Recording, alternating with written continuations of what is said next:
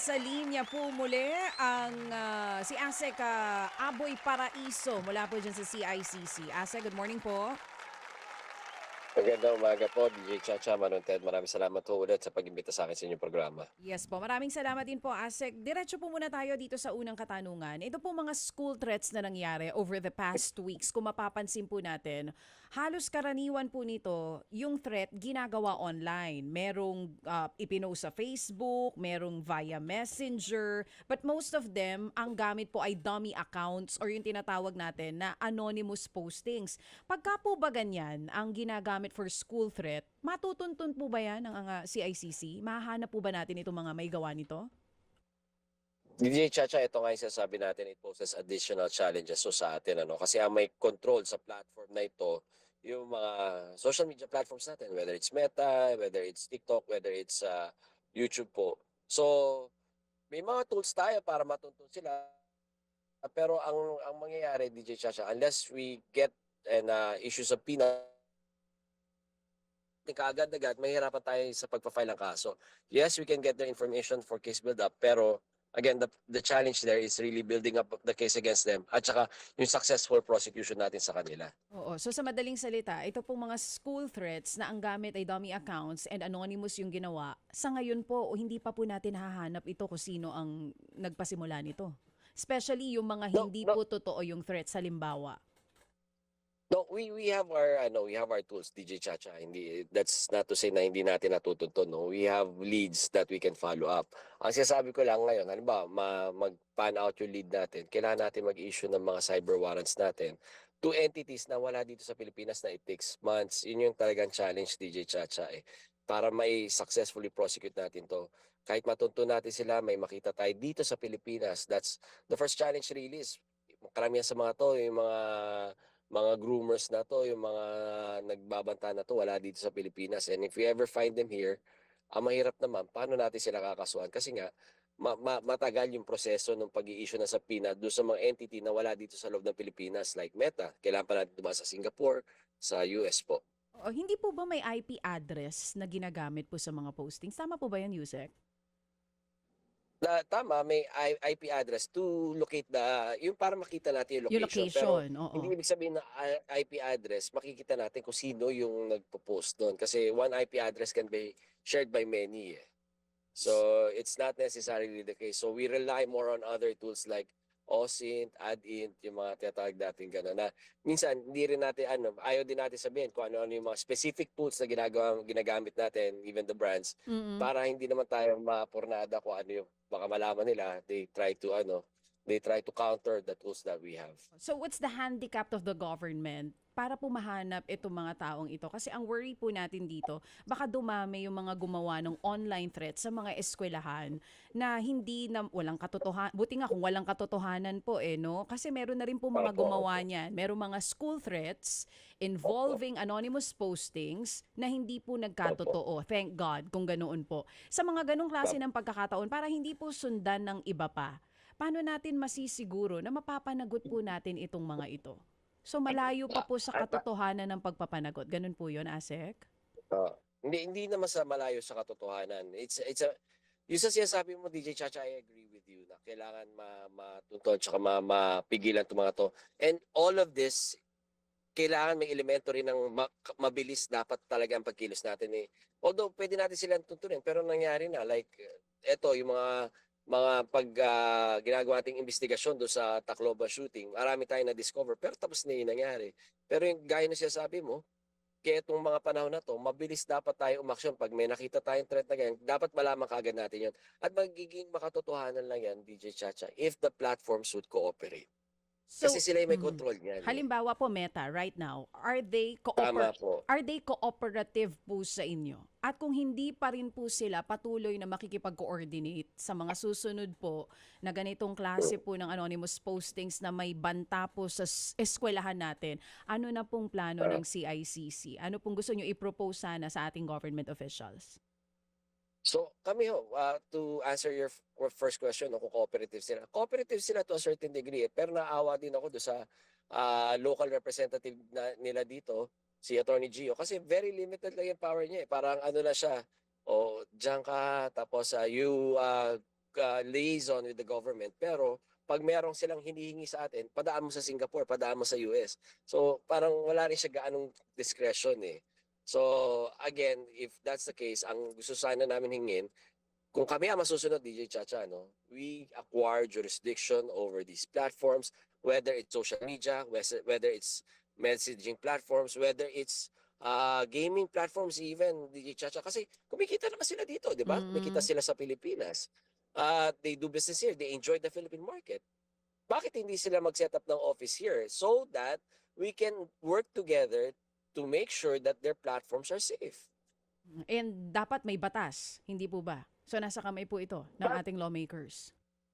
Tama po. If pag sinabi ho sa atin ng ating mga babatas, we would craft a law at magpapasa tayo ng batas na pag halimbawa itong mga platforms na to na nagdo-do business here in the Philippines at merong access sa mga kababayan natin ay hindi magpapasailalim sa atin at hindi magse-set up ng office sa atin, i-block natin yan. Yan ang gagawin natin. Block natin buong platform. Oo. ASEC, how fast can we do that? Meron po ba kayong counterpart sa Kamara and even sa Senate na kinakausap tungkol po dito para kahit papano magkaroon naman ng pangil at power ang CICC sa mga ganitong bagay? Kami po, to be honest, maganda ho ang relasyon natin sa Committee on ICT ho sa Kongreso. Lalong-lalo na ho doon sa Vice Chairman ho nila, si Congressman Brian po. Sa Senado naman po, andyan si malakas na advocate namin. Ngayon pong tumatayong Senate President na si Senator Win Gatchalian, ilang taon na ho siya ang sponsor ng DICT at ng CICC.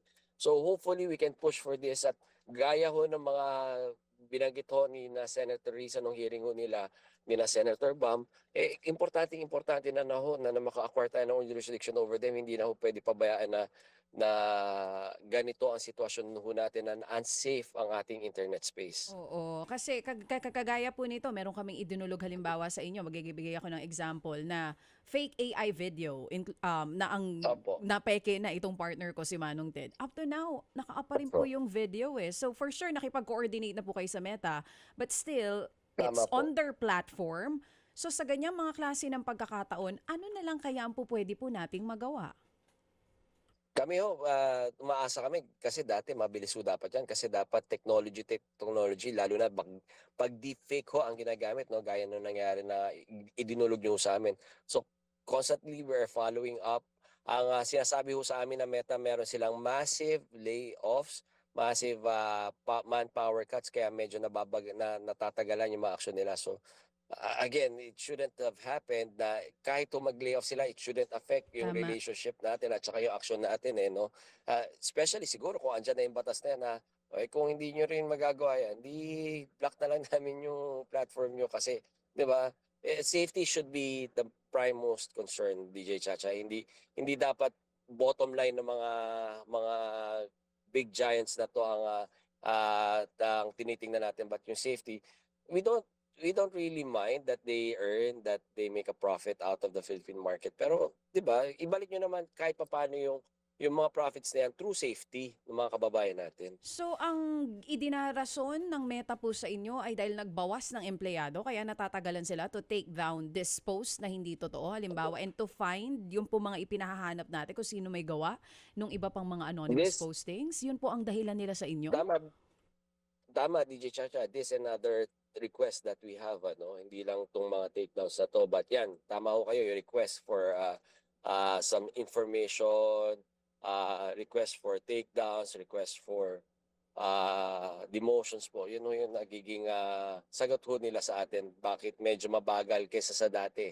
Kasi to be fair naman sa kanila dati, pagdating sa mga deepfakes nga, mabilis sila, less than 24 hours. Ngayon medyo nababagalan ho tayo. Hindi naman medyo, talaga nababagalan tayo, and that was the reason given to us by Meta, DJ Chacha. With other platforms po, like halimbawa YouTube, TikTok, or yung iba pa, X, ganito rin po ba katagal ang system bago po makapagpahanap ng tao kung may pinapahanap man or makapagpa-take down ng post?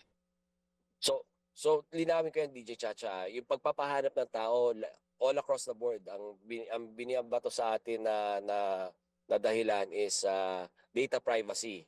So ang ginagawa natin, nag-i-issue pa tayo ng cyber warrants, but then again, even with cyber warrants, medyo matagal.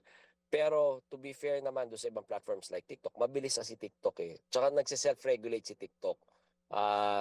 Again, siguro ang hiling na lang natin siguro na pag nag-request tayo na may cyber warrant, mapabilis din para mas mabilis din yung prosecution. Pero pag may pinapa-take down tayo sa kanila, na talaga mabilis ang TikTok. YouTube ang medyo problematic ngayon dahil wala silang country rep. Parang marami ring ang wala na tayong nakakausap sa YouTube masyado kasi papalit-palit yung mga tao nila dyan sa YouTube ngayon. Okay, we have to acquire jurisdiction again, para ho mas maging mabilis at effective yung galaw ng Philippine government.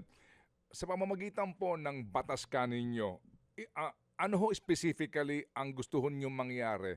Ngayon po kasi meron ng country representative kanyo ang Facebook, di ba? Ang Meta, right? Tama po. Opo. So ano ho practically ang gusto nyo mangyari ng gobyerno? So practically yung ganito, pag nakikita ko ang best practices like sa Singapore po, sa Malaysia, ang susi ho doon, merong opisina ho yung mga platforms na yan, whether it's messaging platforms, whether it's social media platforms or etong gaming platforms. Ang susi ho sa kanila, may opisina sila doon. So pag hindi ho sila sumunod do sa patakaran ng bansang yon, pinipenalize sila, whether it's fines, whether it's Pero sa atin wala hong ganun eh. Okay. Manong Ted eh. Ang pinapropose nga natin, magkaroon ng batas na total, nagnegosyo kayo dito sa Pilipinas. Okay. Mag-opisina rin kayo dito. Pag hindi kayo nag-opisina dito, ibablock namin kayo.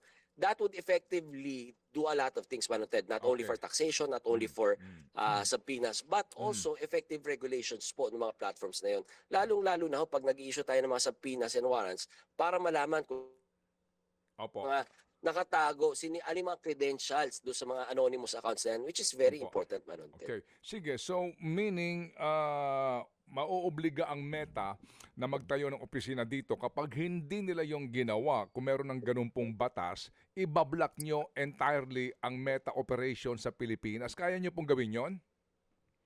Tama, Manong Ted. And nagawa na ho natin yan.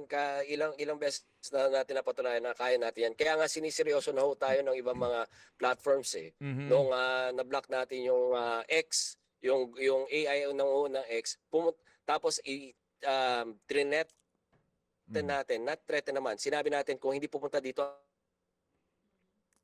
Opo. Kung hindi... para to Meta, because they know we can do it, Manong Ted. Okay. Despite siguro the protestation ng mga Pilipino kasi yung iba, useful naman sa kanila actually yung Meta o yung Facebook. Pero kapag ganon, kaya hong gawin ito ng gobyerno kung meron na pong corresponding law about it. No? Okay.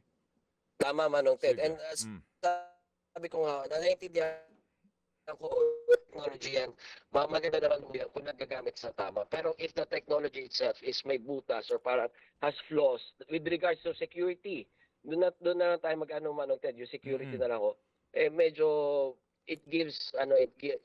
safety should give way to other practical use platform, Manong Ted. Sige, so kami po ngayon, ang amin po namang responsibility is to call this itong inyong mga mga champion in both houses of Congress para po isulong na agad-agad itong panukala na obligahin itong mga negosyong itong Meta, itong Facebook, etc. na magtayo ng opisina po mismo sa Pilipinas. Sige po, yun po lamang aming lambing, Yusek, doon po sa mga ito rin po sa Facebook na nagpo-post nga po, marami ho pala ito na ilang po mga personalities na ginagamit na ilang mga produkto using AI para po makapanloko ng Philippine consumers, please.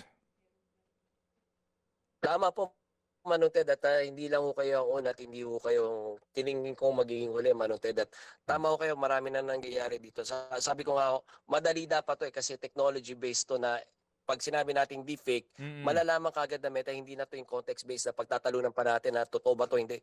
Malalaman kagad natin hindi totoo to. Kasi deepfake ho to mga to, kayang-kayang i-analyze to. Okay. So, makakaasa ho kayo na parati ho namin kukulitin ho itong mga platforms na to, hindi lang ho kayo at marami pang iba, Manong Ted. Okay, sige po. Salamat po na marami, Yusek, sa inyo pong panahon sa aming pong programa. Thank you, sir. Mga kapatid, patuloy po kayong tumutok sa 105.9 True FM para sa totoong balita, impormasyon, music and entertainment. Mag-subscribe sa aming YouTube channel at podcast at sundan nyo kami sa Facebook, Instagram, X at TikTok sa True Network PH. Bisitahin din po ang aming official website, truefm.ph. At panoorin din kami sa True TV Signal, Channel 19. Kami po ang 105.9 True FM. Laging true sa'yo, kapatid. Tayo sa totoo, tunay at tapat.